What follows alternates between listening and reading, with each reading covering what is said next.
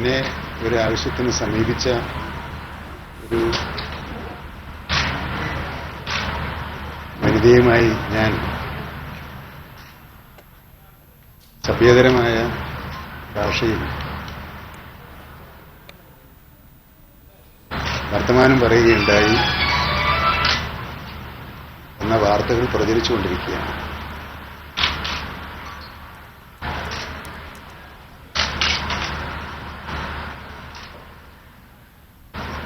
എന്റെ അറിവിൽ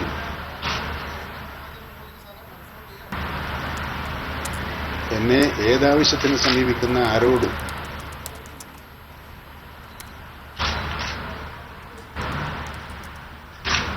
നല്ല നിലയിൽ മാത്രമാണ് പ്രതികരിച്ചിട്ടുള്ളത് എന്നാണ് എന്റെ പൂർണ്ണ വിശ്വാസം.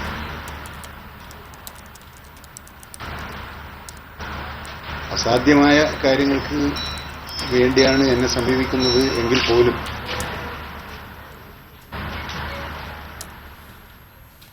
പരമാവധി നല്ല നിലയിൽ സംസാരിക്കാനാണ് ഞാൻ ശ്രമിച്ചു പോന്നിട്ടുള്ളത് ഇതുവരെയായി. എന്റെ ആ സ്വഭാവത്തെക്കുറിച്ച് നല്ല ബോധ്യമുള്ളവരാണ് എന്റെ മുമ്പിലിരിക്കുന്ന ഈ മാധ്യമ സുഹൃത്തുക്കൾ എന്ന് ഞാൻ പൂർണ്ണമായി വിശ്വസിക്കുന്നു.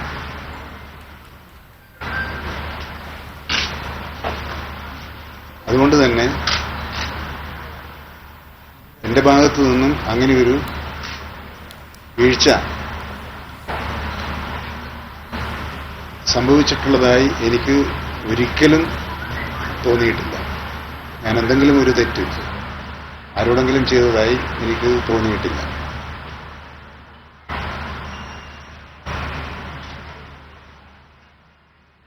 ഈ കാര്യത്തിൽ ശരി തെറ്റുകൾ മനസ്സിലാക്കേണ്ടതുണ്ട്. ഞാൻ ബഹുമാനപ്പെട്ട മുഖ്യമന്ത്രിയോട് അഭ്യർത്ഥിച്ചിട്ടുള്ളത് ഇതിലെ ശരി തെറ്റുകൾ അദ്ദേഹം വസ്തുനിഷ്ഠമായി ഏത് ഏജൻസിയെ വെച്ച് വേണമെങ്കിലും അന്വേഷിക്കട്ടെ. ആ അന്വേഷണത്തിലൂടെ എനിക്ക് എന്റെ നിരപരാധിത്വം തെളിയിക്കാൻ കഴിയുമെന്നാണ് ഞാൻ വിശ്വസിക്കുന്നത്. എന്നാൽ എന്റെ പാർട്ടിയും ഇടതുപക്ഷ ജനാധിപത്യ മുന്നണിയും ഞാനും നാളിതുവരെ ഉയർത്തിപ്പിടിച്ച ഒരു രാഷ്ട്രീയ ധാർമ്മികതയുണ്ട്.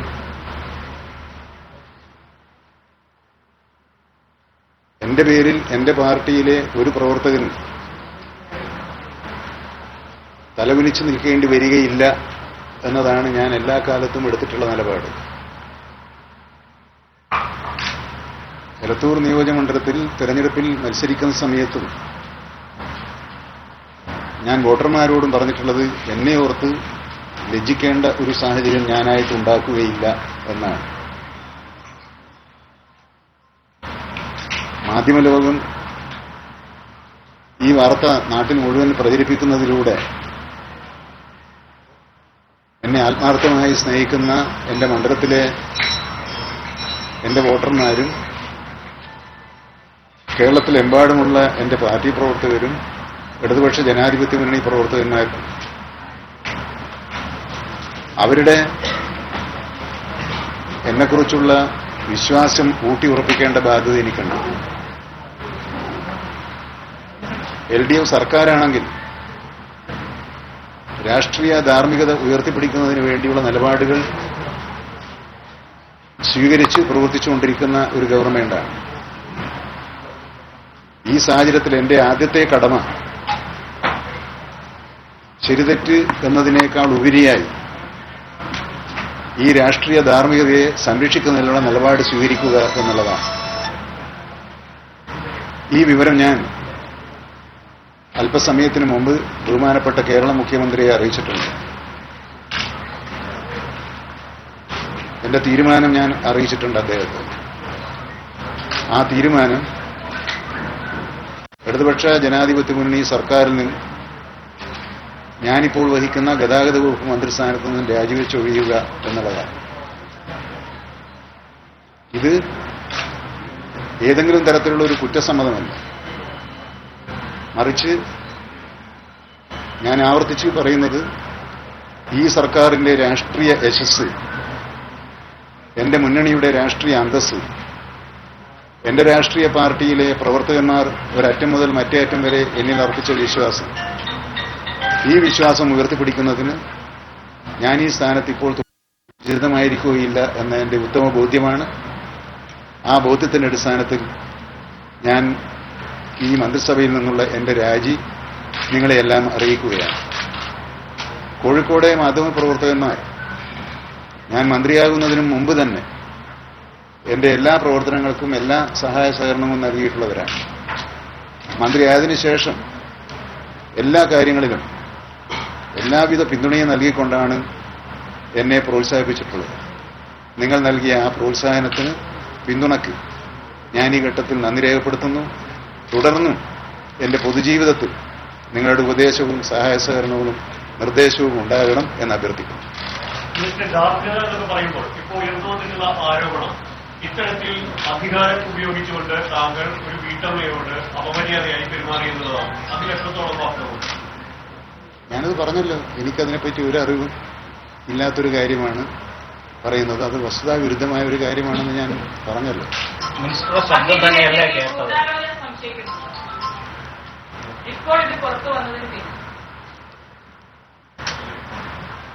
മലപ്പുറത്ത് ഒരു രാഷ്ട്രീയ പോരാട്ടത്തിലാണല്ലോ ഇടതുപക്ഷ ജനാധിപത്യ മുന്നണി ഏർപ്പെട്ടിട്ടുള്ളത്.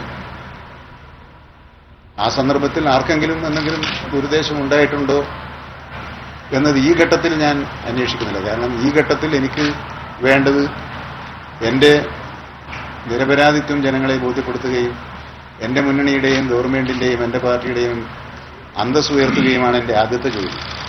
അത് കഴിഞ്ഞ് മുഖ്യമന്ത്രി അത് അന്വേഷിക്കട്ടെ. അങ്ങനെ അന്വേഷിക്കുമ്പോൾ നിങ്ങൾ ഈ ചോദിച്ച ചോദ്യങ്ങൾക്കെല്ലാം ഉത്തരം കണ്ടുപിടിക്കാൻ അദ്ദേഹം സ്വാഭാവികമായും ശ്രമിക്കുമല്ലോ. പാർട്ടിയിൽ ഗൂഢാലോചന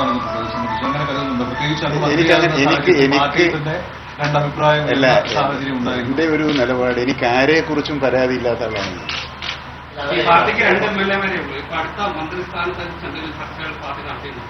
അയ്യോ, ഞാനിങ്ങനെ രാജി പറഞ്ഞല്ലേ ഉള്ളൂ. രാജി പറയും മുമ്പ് എങ്ങനെ അങ്ങനെ ഒരു ചർച്ച നടക്കുക?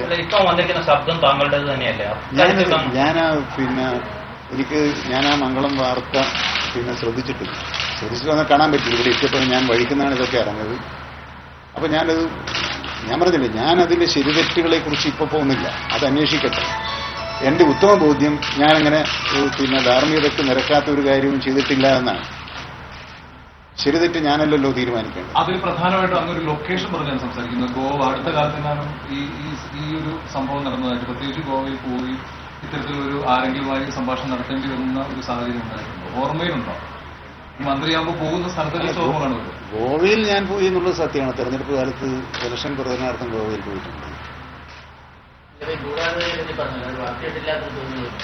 താങ്കൾക്ക് മന്ത്രിസ്ഥാനം തരുന്ന കാലത്ത് സ്വാഭാവികമായും താങ്കൾക്ക് എല്ലാ പ്രശ്നങ്ങളുണ്ടായിരുന്നു. ആരാണ് ഞാൻ പറയുന്നത്. മെന്റിന് പോകുന്ന 2 വർഷം കഴിഞ്ഞാൽ നിങ്ങൾ അത് ഒഴിഞ്ഞു കൊടുക്കുന്നുള്ള ധാരണയാണ് പലർക്കും ഞങ്ങൾക്കുള്ളത്. നടക്കില്ല എന്ന് പറയുന്ന തരത്തിൽ അറിയാം. അങ്ങനെ വല്ല നീക്കം എന്റെ പുറകിലുണ്ടായിരുന്നു. തിരിക്കാനല്ല, ഞാൻ ഉള്ള കാര്യങ്ങൾ ചോദിക്കാണ്. അങ്ങനെ വല്ല നീക്കമുണ്ടോ? ഞാൻ പറഞ്ഞില്ല, ഈ ഘട്ടത്തിൽ ആരെക്കുറിച്ച് ഞാൻ ഒരു സംശയവും ഉന്നയിക്കുന്നില്ല.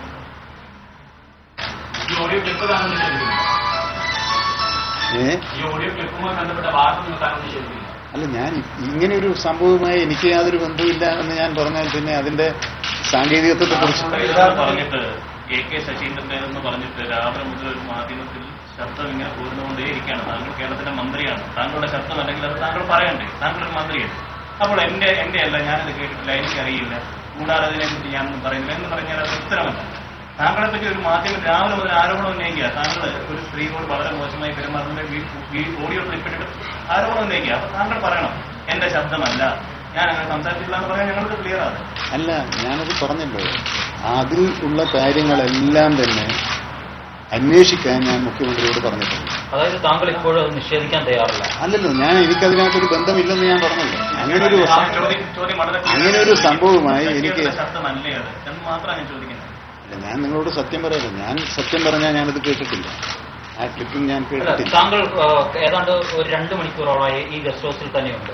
ഇവിടെ TV കാണുകയും ചെയ്യാം. താങ്കൾ ഇത്രയും ഗുരുതരമായ ഒരു ആരോപണം വന്നിട്ട് താങ്കൾ അത് കേട്ടിട്ടില്ല എന്നൊക്കെ പറഞ്ഞാൽ അത് ഒഴിഞ്ഞു മാറാനുള്ള ഒരു ശ്രമം മാത്രമായി ഇവിടെ വ്യാഖ്യാനിക്കാൻ കഴിയും. കേൾക്കാത്തൊരു കാര്യത്തിന്റെ പുറത്താണോ മന്ത്രിസ്ഥാനം രാജിവെച്ചത്?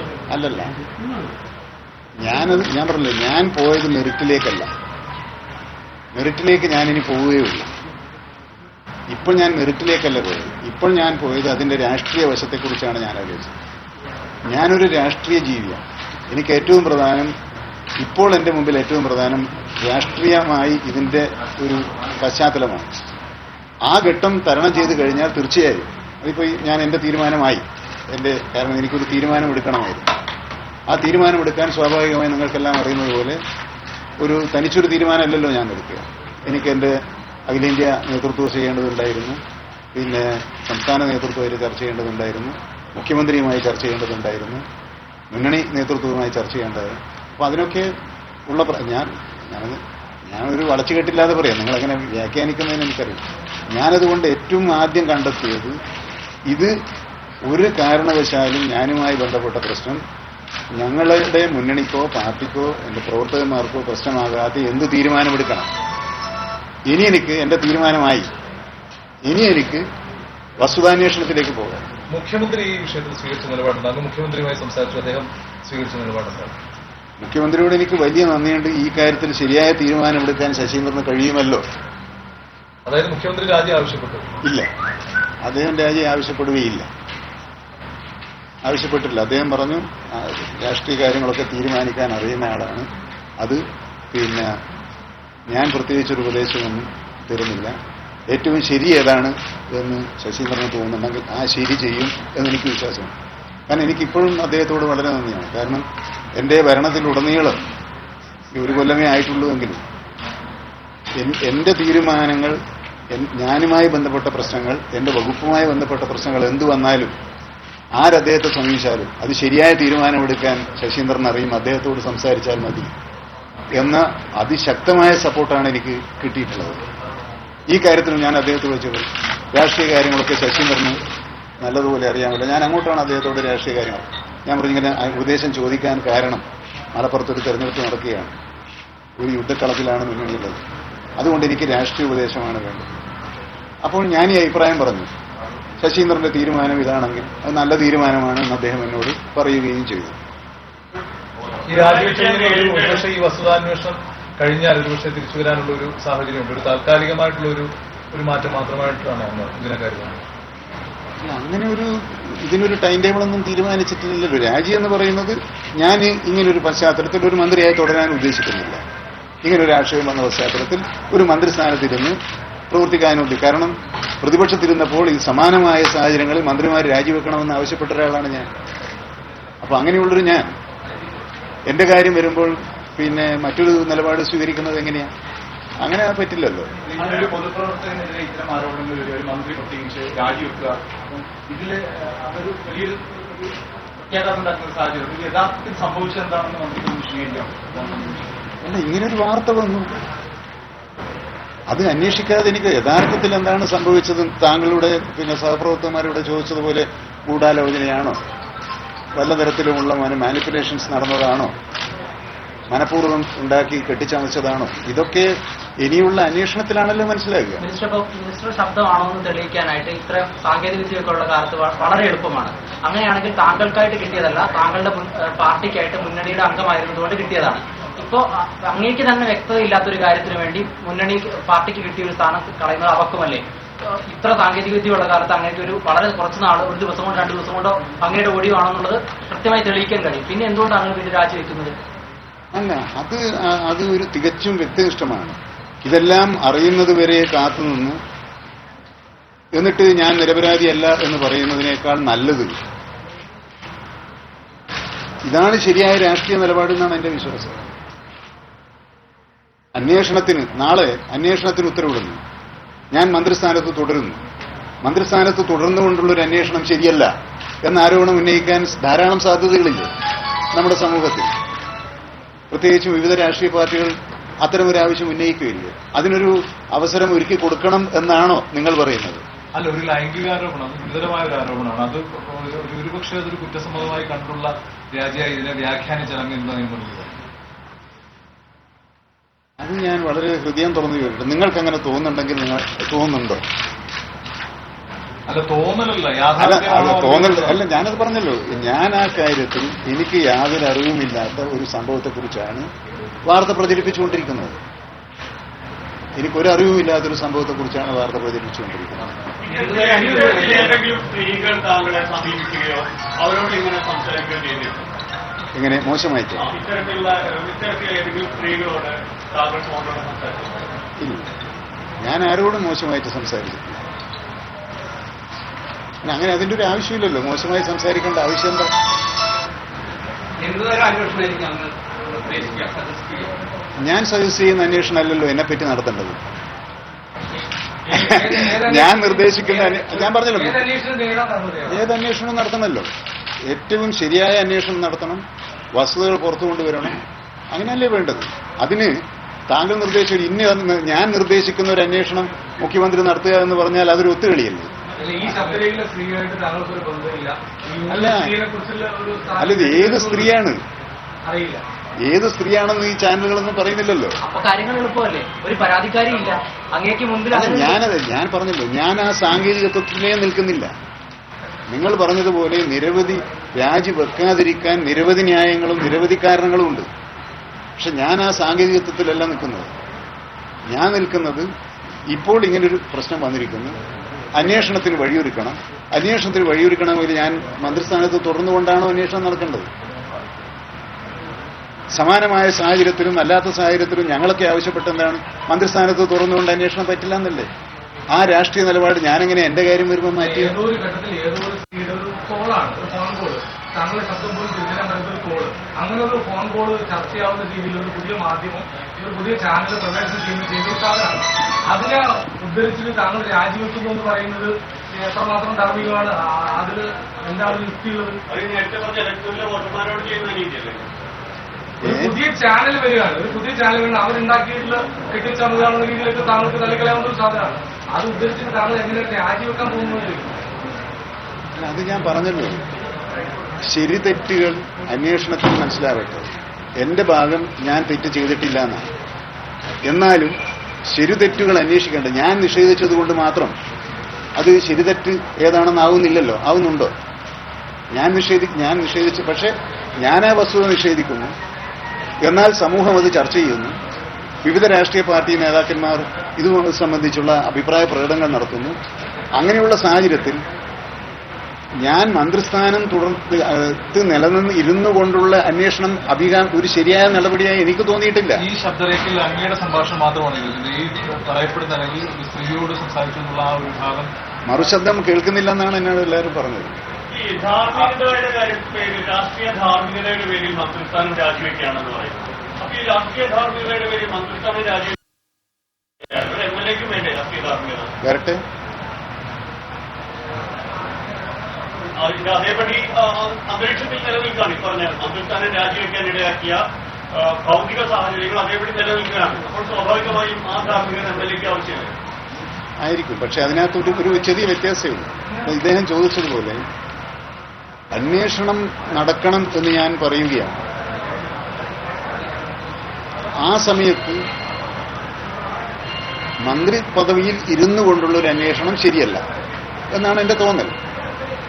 കൂടുതൽ ചർച്ചകൾ വരുമ്പോൾ ആ സമയത്ത് നമുക്ക് ചർച്ച ചെയ്യാമല്ലോ. ഈ ആരോപണം വന്ന ഉടൻ തന്നെ കൂടുതൽ വിശദമായ അതിന്റെ അന്വേഷണത്തിലേക്ക് പോകുന്നതിന് പ്രതിപക്ഷം പോലും വളരെ ശക്തമായ രാജി ആവശ്യം രംഗത്ത് വരുന്നതിന് മുമ്പ് രാജി പ്രഖ്യാപനം നടത്തുന്നത് ഈ ആരോപണം ശരിവെക്കുന്നതിന് അംഗീകരിക്കുന്നില്ലയോ? അങ്ങനെ വ്യാഖ്യാനിക്കുന്നതിൽ അർത്ഥമില്ല. എനിക്കത് സന്തോഷമുണ്ട്. പ്രതിപക്ഷ നേതാക്കന്മാർ പോലും എന്നെപ്പറ്റി കടുത്ത ഭാഷയിൽ വിമർശിച്ചിട്ടില്ല എന്നുള്ളതിൽ എനിക്ക് അവരോട് നന്ദിയുണ്ട്. പക്ഷേ കേരളത്തിനൊരു മാതൃകയാവണം.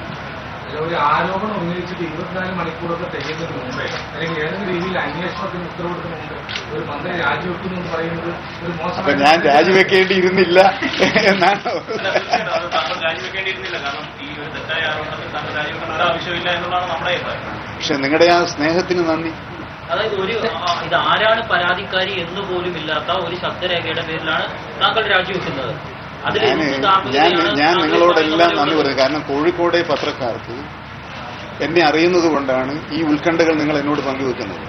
അതിലെനിക്ക് നന്ദിയുണ്ട്. ശരി, അങ്ങ് തെറ്റുകാരനല്ല എന്നുള്ളത് തെളിയിച്ച് അന്വേഷണം നടത്തി തെളിയിച്ച് അങ്ങ് തിരിച്ചു വരുമെന്ന് തന്നെയാണ് താങ്കൾ ഉദ്ദേശിക്കുന്നത്? അതൊക്കെ മുഖ്യമന്ത്രിയും എന്റെ പാർട്ടിയും തീരുമാനിക്കേണ്ടത്. ഈ പാർട്ടിയിലെ മറ്റേ എംഎൽഎ എന്താ പറയുന്നത്? അദ്ദേഹം ഇതൊന്നും പറഞ്ഞിട്ടില്ല. ഒന്നും പറയില്ല. അദ്ദേഹത്തോട് സംസാരിച്ചു.